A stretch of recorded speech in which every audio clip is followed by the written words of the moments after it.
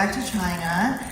This has always been one of my favorite events in Los Angeles every year because I love coming here and seeing stories about my community and networking and connecting with other Asian American artists. And actually last year I was really bummed out that I missed the festival because I was shooting in China. I was shooting the movie. So it's really special that we get to come back a year later with the finished film, and it was quite a pleasant surprise to be chosen as the centerpiece film. So thank you so much for that, and thank you so much for hosting our LA premiere.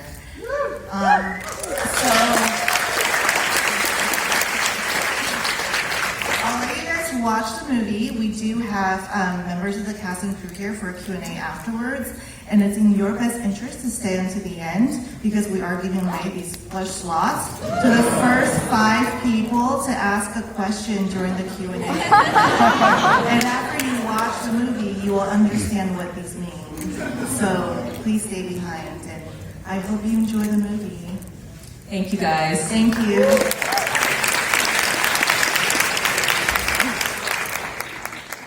Director Emily Ting.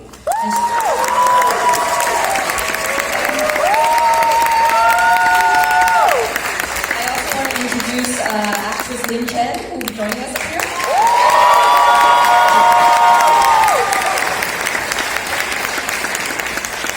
Emily will be calling up cast and crew members. Yes, so since this is our LA premiere, I would like to invite up all the cast and crew members who want to come up on stage so we can acknowledge all of their hard work.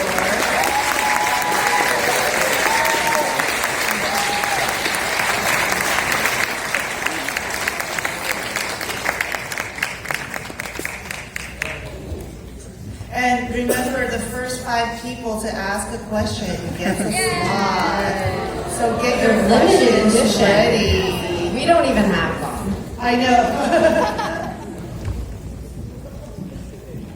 know. Okay, great. So before we open up to questions, can I just do a quick intro of everyone on stage? I'm going to just pass the mic down, so just say your name and what you did on the movie, so people can know.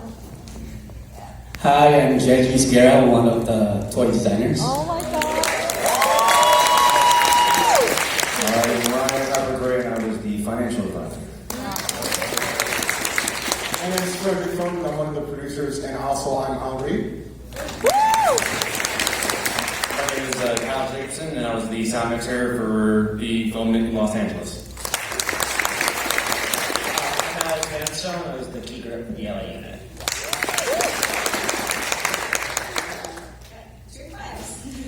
Lynn Carroll. Lynn Chen. Oh, yes, I'm sorry. I'm Ashley Gunsel, I'm the art director. Hi, I'm Samantha Stevens, I was the sales lady and friend.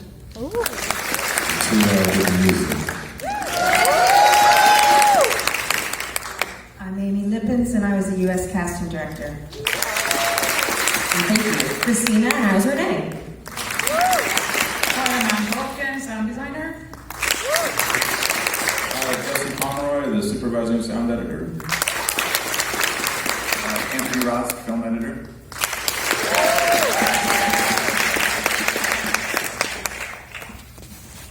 And UK. Thank you guys. This is wonderful. We have like the bulk of your cast and crew up here. We would like to open up the house for questions. And again, the first 5 people who You're going to choose. Okay. Gentlemen, right in the middle, glasses and shirt. This was just a wonderful surprise and film. This is very just amazing in so many ways and so hugely sophisticated. I was so surprised about that. But anyway, I wanted to ask you, what your impetus was to make this movie?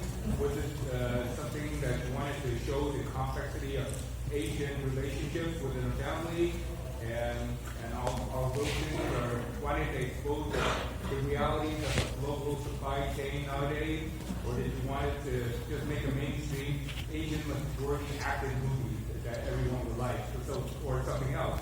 What your That's a great question. Okay, so the gentleman asked, and I think most of you heard about, I'll repeat, the impetus for making this film, looking at the complexity of like the global, I guess I could say, the Chinese diaspora and like the migration back and forth for work, family, love, and all those things.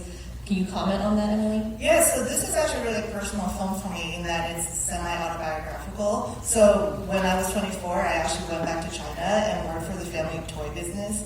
And the whole film was shot in our family's toy factory. Wow. And we actually casted a lot of the real people, like the little boy who played Christian is my actual little brother, and that mansion, that crazy mansion, is my dad's actual house. Complete with that bathroom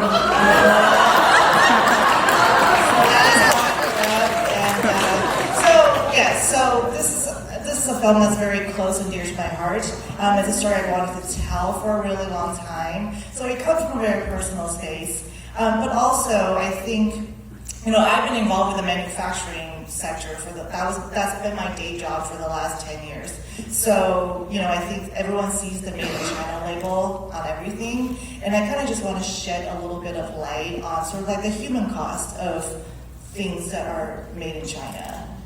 So that's a little bit of like where I came from with this film. That was a great question. Okay, let me see. Young woman in the back right there, in the middle. Yes, you.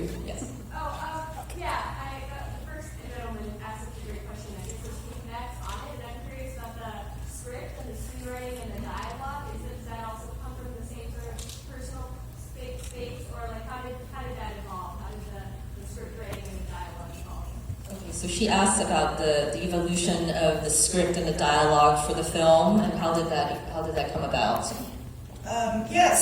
it's interesting because this was something that I went through over a decade ago. So the story's been sitting with me for a really long time, but for a long time I've sort of struggled to figure out how to tell this story narratively. I know I've been wanting to tell the story. I made a documentary about it, but I didn't really know sort of like the entryway on how to tell the story. And this is really interesting because my film editor here, one day we were out at a bar one night, and he basically pitched a story of, a rich girl who gets cut off by her father and has to go back to home and sort of reconnect with him. And I'm like, I feel like you just pitched my life story to me. And I was afraid that if I can write this movie, he was going to. So I'm like, I gotta hurry before Anthony steals my life story. So it's all of a sudden the inspiration sort of came, and I actually wrote the first draft, I think in 2 weeks. I just banged it out, but then I took a year of actually developing it, and we went through many, many, many drafts. And when the actors were attached, they also gave their input. So it's a really long process. But once I sort of figured out the narrative structure of how to tell the story, it flowed out of me just because it's something that's been sitting with me for a really long time. Okay, third question. Gentleman back there in the black, right there. You, yes. So I know it's really easy to like Carol and Sasha, but with the dad, how did you develop this character so that the audience didn't kind of hate him but didn't like him at the same time? So did you like him and hate him at the same time? Yeah. Yes, okay, great, then we did our job. So I think, like I said, when the actors get involved, so I think Richard really worked on honing the character, because I think, when I sent him the script initially, he loved it and he wanted to be a part of it. He wanted to help me out with this project, but he really wanted to work on the father character to give him a little bit more dimension, so he's not just your typical stern Asian father who doesn't have a likable side. And the thing is, he's based on my real life father, and yes, my dad throws toys around everywhere, and but there's also a very lovable and charismatic side to him. I think with everyone, no one is exactly a hero or a villain. So Richard actually worked with me a lot on, adding the scenes and the dialogues to make him, to humanize him more. And I think Richard did a really good job in portraying him as well, because Richard actually comes from a comedic background. So if you know him, he's a veteran Hong Kong actor. He's been in over 200 movies, most of them comedies. So this is actually really against type for him. But I think he brought a lot of his sort of lovable side to this character so that he's not just so one note. So I'm glad that you liked both sides of him. Okay, let's see. Young woman right there, who I recognize. So I have a question about Why are you not up here? Exactly. I'm admiring all of you up here. I have a question about the score. I loved it so much. Timo, how did you incorporate sort of like the Western elements and then like the Eastern elements of China, and how did you modernize it? What was your process? Okay. Questions to Timo. Yeah, first of all, she's in the movie. She wants to get some applause as well. We're all kind of we're all in the same band. I was mentioning Akemi is also the model for the graphic, a model for this year's key graphic for our festival. Wonderful. So yeah, I did her first film, which is called Already Tomorrow in Hong Kong. I almost forgot, it took place in Hong Kong. It was very Hong Kong-esque with a lot of modern techno type of electronic type of a sound. And this was going to be in China, but it wasn't going to be in beautiful China. It was in Shenzhen. And I used to actually have a day job that sent me to those parts of China that were terrible. In the factories way out, it was just a horrible, horrible place. It's like if you were going to like Irwindale or something out there. Anybody from Irwindale? Don't go there unless it's the Renaissance Fair. There you go. But anyways, I wanted to give it like some Chinese flair, but I wanted it to be ugly. So I would take a guzheng and I would just stick, paper clips, chopsticks, and nails through the thing. So if you listen to it long enough, it's like, oh, it's a guzheng, but it's distorted. So I did that with a lot of traditional Chinese instruments. Stephen, who's not here, he's in Pasadena performing today. He plays a lot of the traditional lute instruments like pipa and wan. And anyways, I just created that as a texture. And also the other thing is that it's always really dangerous, or not dangerous, but I certainly don't want to write any music that sounds touristy. That's just, da-da-da-da-da-da-da-da. You don't want that. We've heard that already. And so I wanted to give it a different kind of feel that upon first listening was, oh, this is an interesting texture. But then, you listen to it the second or third time, you get in there like, oh, wait, I can kind of hear there's an element of China there that's not exactly the pretty part of China. So I did that with the textures. And also, when I read the script, I had no idea who Akana was. And I looked at some of her, I'm an old guy, so I had to go on YouTube. It's like, oh, she's kind of funny. But, the script, it's going to be hard to kind of feel for, to be likable to a spoiled girl, and I was like, I don't know what, but watching it now, she just did such a great job with it. So when I was writing her theme, I really wanted to give her as much depth as possible, that there was somebody with a really kind heart there who just wanted to express themselves and contribute into this world. So that's how I did it. Thank you for that insight. Do we have one more audience question? Okay, gentleman right there in the white shirt. Make it good. So what are some of the challenges you face during development, whether it's funding or locations or just like logistics? Okay, the question was about funding and for the film, and also the logistics of putting together a film like this, kind of internationally. Well, financing is always the biggest challenge. So, we started out trying to do things the right way, which was, we sent the script out. My manager sent it out to, a bunch of financing companies and producers, and everyone passed because, who wants to watch a movie about an Asian American family, apparently? And then Crazy Rich Asians came out, and so I should have sent my script out a year later. But, that was the biggest challenge. I think I realized very early on that if I wanted to tell the story, I have to do it myself and make it happen. So we ended up just rolling all the money we made from our first movie into the second movie, and that's how we were able to get the film off the ground.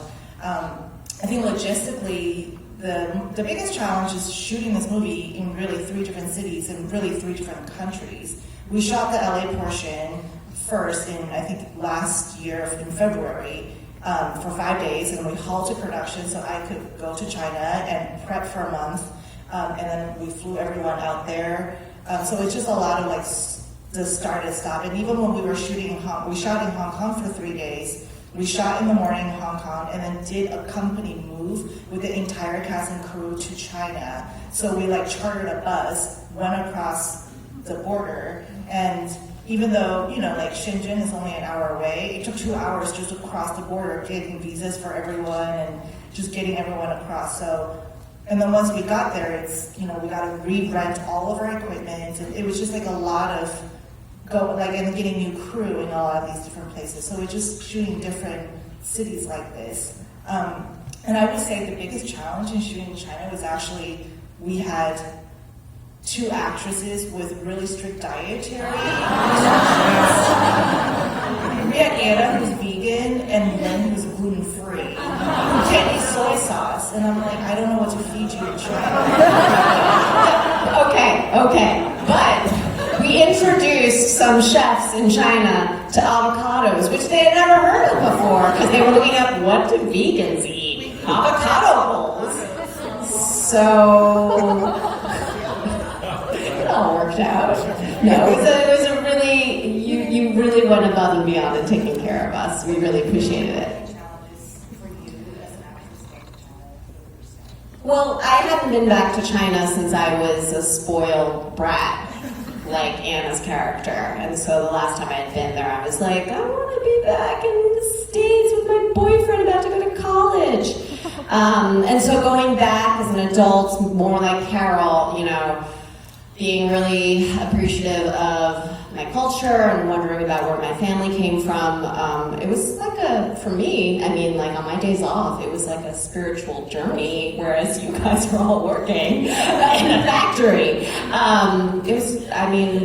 I thank you for that experience, because, you know, it had always been a dream of mine to go to Asia to shoot a movie, and I didn't know if that was ever going to happen because my Chinese wasn't strong enough, because most Chinese productions are not union, and so I just didn't know if that was ever going to happen. So, thanks.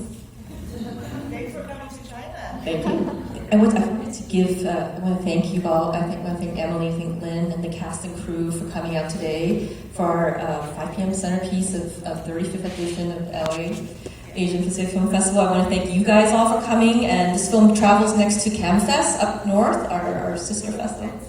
Oh, Bentonville first in Arkansas. This is the Gina Davis Festival, and then CamFest. So you can look out and spread the word about Go Back to China. Thank you so much, everybody.